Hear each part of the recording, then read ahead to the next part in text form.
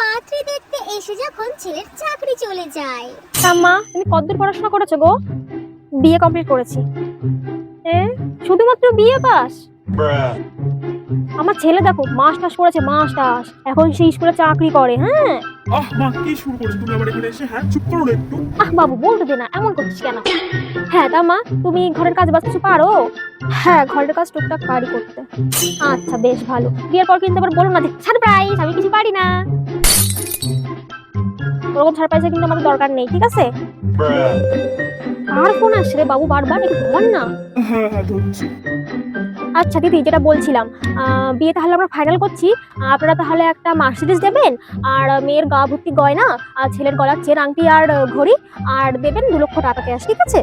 এই মহিলা আমার ছেলের চাকরিটা বড্ড দেমা। ও আরেকটা কথা, ঘরের আসবাবপত্র ওগুলো তো যা দেবেন আপনার মেয়েরই থাকবে, তাই না? ঘর ভর্তি করে দেবেন, ঠিক আছে? ও মা, কি হয়েছে রে বাবু?